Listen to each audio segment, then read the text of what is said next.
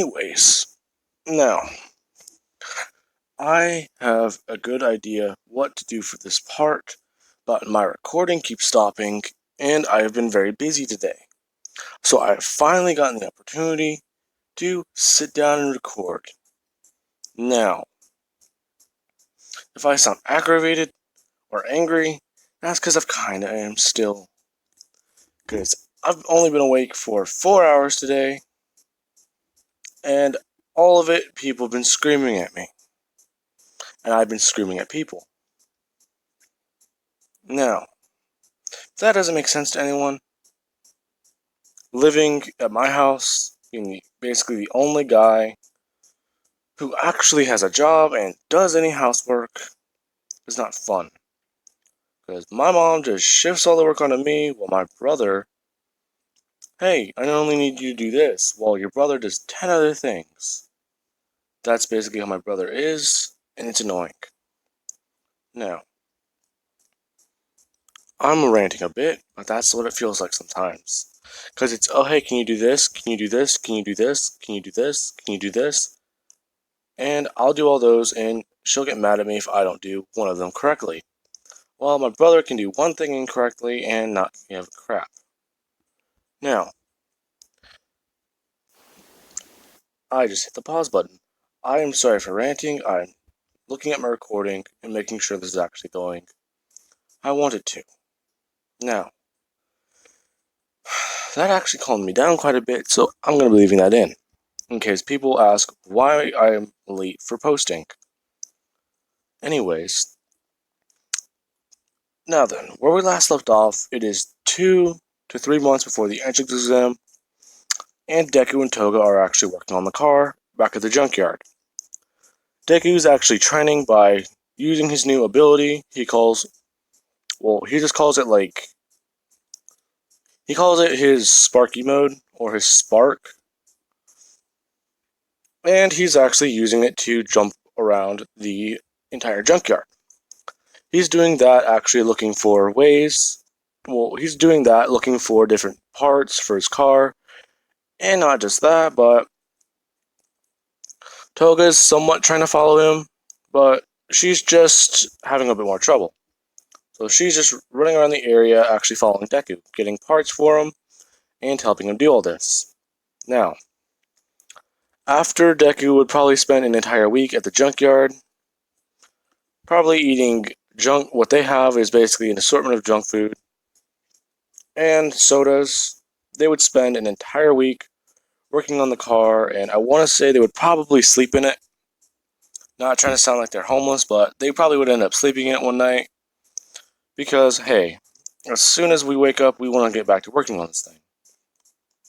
So they would be doing that, and it's still summer break, so it still works. And Deku has actually finally been able to get it somewhat toned back up.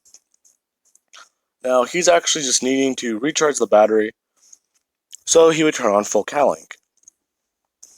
Actually getting a couple sparks into the battery, basically restarting it. He basically jumpstarted the car by... It's basically if you needed to jump your car and you had a dead battery. That little boost would actually help kickstart the battery again. Now, Deku would do that, and he would check the spark plugs, check the oil, and a lot of different things on the car. Toga's saying that it's good they finally got it working, but why did they do that? And to keep the theme of Star Wars named cities, I don't exactly know what to call this city. I was thinking about Alderaan, which is basically a knockoff of Alderaan, or Alderdrin City. Alderdrin City. I think that sounds pretty good. Let's just say that he's saying that they're going to go to Alderdrin City and see if they can get into one of those races they've heard about. And basically this entire city, it's the entire size of... Well, it's the size of Washington, but people don't go there because it's so... Well, let's just say that people thought the nuclear reactor failed, and cops got out of there, and every single sane person got out of there. But the reactor didn't fail, and people just didn't care about it because of how unstable it seemed, so they just left. Basically, the city was abandoned and everything is still there. So people just use it to throw parties, go out there and do everything illegal they want to, or just do anything like that. Now then, Deku would actually bring his car into his first race, and people are looking at him and staring at him, and he's just staring them back down. And he's actually wearing his vigilante outfit, but he just has a pair of goggles on, and he has a pair of goggles on, and he has a bandana covering his face. Toga's also wearing a leather outfit, kind of like Deku's, but she just wears she wears like a mask, like what Twice wears, but it's got eye holes, and she just has a pair of goggles over those. It's not exactly like Twice's in the fact that it has that color pattern, but it's similar. So people are staring at them, and they're wondering why two people are going to be in the car. And this is whenever they would hear that they're going to be doing the death race, or the races. Basically, it's like Demolition Derby and NASCAR had a baby. And the fact that if you're racing and someone dies, they die. Now, Deku being the vigilante, people are kind of confused as to why he's here. They're thinking he's going to stop all this, but he would immediately just get into his car and go to the pits. Now, as soon as they would have gone to the pit, Deku would have been called out by a lot of people. Oh, I think someone subscribed again. Deku would have been called out by a lot of people on being the vigilante. He would just agree to this, saying that not only is he the vigilante, he's been fighting without using. He would then crack his neck with one of his quirks as he was turned on full cowling. People would actually see this and just run away from Deku, because the vigilante basically not using his quirk is something they would actually kind of believe, but kind of wouldn't believe at the same time. Now, Deku and Toga would start the race. Toga's basically onboard maintenance for the car, so she'd be pouring oil and things onto it while actually having a safety strap and doing things like that. Now, the way these are regulated is if the car cannot continue, or if you run out of gas or oil, you basically have to actually jump to other cars and fight people for them.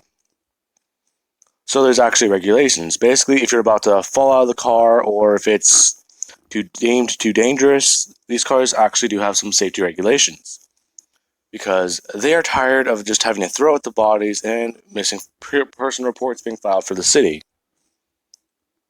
So the way it happens is not only is there a tether to the car, but anytime you need to jump to someone else's car, you have to pull, or there's a landline, or oh my god, there's a metal wire basically encasing the entire top of the arena, and it's actually hooked to your car. You have to basically unhook it from your car and put it on your line. After that, you can use it to actually jump to different areas, and if you end up on the street, you actually you can't really end up on the street, but you basically have to. You can basically use the fence to actually wait and jump on other people's cars to attack. So Deku and Toga, they would be doing this. Since people see that this is their first race and they're the vigilante, Deku, he would have told Toga that she can drive the car while he actually just fight everyone off. Now, as soon as this happens, Deku would have actually not only beat quite a lot of people, he would have gotten a reputation as being basically people would have called him the Racer, or nicknamed him the Racer. That sounds like eraser, but it's not. Now, after getting his reputation built up, and people knowing who he is, he would jump to different cars, stealing the gasoline that they have actually packed in the back. Because every car would at least come with... Oh, our dogs are barking again. every car would come with 2 or 5, let's say 2 2-gallon drums of gasoline, along with about a liter or 2 of oil to actually keep the cars racing. Basically, you have to complete 30 laps and actually come in first, or be the last person on the road. Which, being the last person on the road is 90% of the outcome, if not 95 to 98%. Now then, after Deku would win, people would be somewhat crowding around Deku, trying to ask him questions, and Deku would just see a weird blue-haired guy with spikes in his hair, just walking the different direction. Or, not blue hair, my god, black hair. Anyways, he would see that guy, and that guy would just shoot him a look, and Deku would just shake him off, as he doesn't really seem important. Oh, kick something. Anyways, Deku and Toga would then be underground racing for the next 2 to 3 months in this car, and it's actually quite beat up. Deku has been able to get modifications for it, like getting different scrap metals put on, different armor, and different exhaust, because this is basically a Mad Max style town. So as long as you have different things to trade with people, because they don't really use money, you can get whatever you want. You can get guns, ammunitions, liquor, you name it, you can buy it. People just always stay there. Now, let's see. Okay, yeah, no, I can do that. Now then, after racing and doing this stuff for 3 months, Toga and Deku, not only would they have quite a bit of scars, or, yeah, pretty good scars, pretty good reputation, they would have actually been getting paid in different types of things, like liquor, money, modifications, some actual nice stuff. Deku would just sell all the stuff back and just get upgrades for the car and better stuff for it. Since this might be, or this is technically illegal, but he doesn't really care, so is being a vigilante. Now, because of this whole town would actually be somewhat safer, because people would know that Deku's in it. Now, Deku and Toga are at the entrance exam. Deku basically took Toga there so that they can not only get modifications for their car, but she can get some actual experience fighting people. Oh, there's my coffee. Okay, and there we go. Anyways, because of this, they did better. Now, Deku and Toga, they always were able to come in first in some of these races, but they sometimes got second or third, which would still just get them some bullets or liquor. Something useful to them. Now, people weren't allowed to use firearms because of the sounds they made, and because the city would always be quiet at night, as to not try and get any cops or various hero agencies trying to come into the city. So it would all just be underground, and any time these races happened, heroes would not know where to go because the entire city would basically be alive. So it would basically spread them too thin, trying to go cover this entire city. Because it's basically the size of Seattle. I think I said that already. But because of that, or no, it's not the size of Seattle, it's the size of New York. How about that? That's better. That makes it better, because that means it's way too big to cover. Now, it kind of reminds me of that story about that one guy who hated the Eiffel Tower so much. He ate breakfast at the base of it every single day just so he wouldn't have to see it. Anyways. Now, let's cut to the entrance exam. Deku and Toga they would have cleaned up, and Deku and Toga would actually be in their not clean uniforms, but Deku would have walked in with faded jeans, his boots on, and a clean jacket, as Toga would walk in with not only a jacket, some. Well, she'd have like the same type of boots as Deku, but she'd also have a pair of pants similar to Deku, along with fingerless gloves. And that's how they would walk in. People are staring at them as Deku would sit next to Bakugo, and Bakugo's asking where have they been, or it's been a minute since he's seen Midoriya. Deku would just say that they've been gone, and he would then whisper. Well, Bakugo would ask what does he mean by they've been gone, because they would start whispering to each other. Deku would just whisper Aldrin or Alderdrin or whatever I named the city. I'd have to write it down. And Bakugo would somewhat just look over at Deku crazily, and he would just ask him what they've been doing there. Before Deku can give the explanation, Ida would stand up and turn around saying that those two are whispering to each other and that it's being very rude. Deku would just throw up a finger saying go fuck yourself and not pay attention to his conversation because that's even ruder. Ida would then just look at Deku puzzlingly and just turn around hesitantly and sit back down. Now, because of that, Deku and Toga, they'd be getting ready for the combat part of the exam. They would score somewhat good because I want to say the test would probably be about general knowledge, like how much you have in this department or this department, and about moral compass stuff like that, along with actual math questions, and how intelligent the person actually is. So Deku would do better than in canon, but that's because let's say they had an electrical and mechanics department that they or an electrical and mechanical part that they had put in the paper, and he actually did the best on that part. As Toga would be doing better in general knowledge. Now, this is whenever Deku and Toga, they would just actually no. Let me make a retcon. Toga would actually always look like Deku whenever they were death racing. So it would actually throw people off as to who the actual guy racing is. So that would actually be a good way that she can train her quirk, and she would have actually gotten it to the point where she can copy Deku's reaction, or his reaction speed.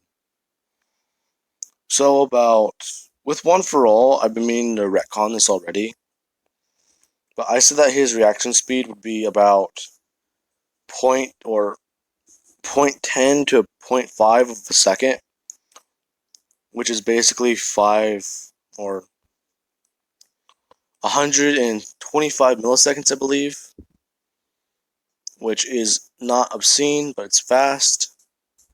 So with One For All, he would probably be about at 60 milliseconds. Let's cut that down to 30 milliseconds so he can react to things near instantaneously. Now then, he would be able to figure out what's going on instantly. It wouldn't be like Ultra Instinct, because I've had someone comment that, and it's not Ultra Instinct. It's basically he can see in third person, basically. That's how it is, because that's how it is in a video game. He can always tell who's who or who's where and around him. So that would be how his quirk would work, along with the fact that the way he reacts to it is pretty good. Kind of like Spider Sense, but not really Spider Sense. So he can just, if someone's trying to throw a punch from behind him, as soon as he would hear them, he could immediately just turn around and actually react to them by countering them, just like Mad Max. Now, the combat part of the test would start. Deku would just take off his jacket and he would just tie it around his waist, and people would just see that he's just wearing a white dirty shirt with a lot of oil stains on it. He would then try walking to the front as he would see Toga, and Ida would stop him, saying that he's not going to let a delinquent ruin her chances. Deku would just look at him, saying that I don't know why, but your face just pisses me off. Now, get out of my way. That's my friend over there. Why do you look so familiar? Ito would immediately just get out of his way, and this is whenever him and Toga would actually meet up. And she's asking a lot of questions about what her strategy should be. She's asking Deku, and he's just saying that, just, don't you remember? We bought that one manual and looked at it with electrical parts. So these things basically work, or these things are controlled by or they're robots, right? Just go for wires or a control panel. She would immediately just say that, oh, she thinks she knows what he means. She would have been cutting down a lot of the 1-pointers and 2-pointers with her knife, which she would get registered. Deku would have actually been able to, well, he wouldn't be able to get his firearms registered, but he would have given a lot of his knives over to Toga, because she would have got them registered under her name, but Deku would have carried them in. Well, not carry them in, but she would have had them in a bag that she can just immediately put on, like a leather chest plate or chest piece from Fallout 4, like aesthetic looking pieces, like mods like that. I think people know what I'm talking about because I use mods for Fallout and they're really fun. Shooting Sean at Thomas the Tank Engine, who's a Deathclaw. Anyways, not a lot of people probably get that reference. Now, this is whenever Toga, she would have actually been able to do that, and she would have been able to actually climb onto one of the 3-pointers and rip out the control panel, actually starting to control it. Now, she'd be messing around with a lot of the wires and the way they do things, and she would have actually somewhat picked it up very fast, saying that this is going to be easy, as she would actually just start using the 3-pointer to actually move it around and take down a lot of these things around her, or take down a lot of the robots around her. People would have saw that as they would see Deku immediately just grab onto a 3-pointer and throw it through an entire pile of 2-pointers. He's actually using 15%, and he's jumping around the buildings, actually just smashing through a lot of these people, or through a lot of the robots. Now, he would immediately see the 1-pointer, or the 0-pointer, and he would have gone up and actually done his 100% smash, after seeing that Ochako is in danger. He's kept trying to run what's going on and how he should do this, but he just would have just gone to the assumption this is going to hurt quite a lot. So he would have sacrificed his arm, and he would have broken it, but afterwards, Recovery Girl would heal him, Ochako would say thank you, and Deku would have actually asked Recovery Girl would it be okay if he actually took a lot of the... Well, actually, Deku actually was falling, and Togoto came in on the 3-pointer, somewhat trying to catch him, but they would have smashed into a building. That's what happened, and the 3-pointer Togo was on is actually still somewhat intact. Deku would have asked if he can take one of these 3-pointers or some spare parts from the robots, because some of them might actually still have useful things. Recovery Girl would say she'd have to ask Principal Nezu. So she would call him after healing Deku and Toga, along with Ochako, asking if they can do that. Nezu would say that that's fine, because most of the robots either get melted down or salvaged for parts anyways, so he doesn't see why not. And Deku would be told that he can take as much as he can carry, which was kind of a mistake on Nezu's part, because Deku would have found the best robot that was still in good condition, like a 3-pointer. He would have found one that had a working engine, or a somewhat working engine, like the best condition he can find. And he would have actually gotten a bunch of other spare parts that are still working from other robots, putting them into, well, ripping out parts that don't work and putting them into the 3-pointer he has, and he would have actually just carried the three-pointer out, using full cowling at about 15 to 20%, which is around his max. His Mad Max. Anyways, I saw the opportunity and I hate myself. Anyways, this is whenever Deku would take the zero-pointer to the dump yard where he hides the car at, or he would take it back to the dump yard or the garage he has specifically for the car. He would bring the three-pointer in, actually putting a lot of the armor or the armor plating onto the car, replacing the engine and actually a lot of the gears with better industrial equipment that the robots are made out of. Toga's saying that's pretty creative, but people are going to know you're a UA student, or you were at least at the entrance exams if you drive around in this thing now. Deku would say that that's fine, they just need to get spray paint before the next race. And this is where I'm going to be leaving this part off of, guys. I hope you have enjoyed the video, and peace out, y'all.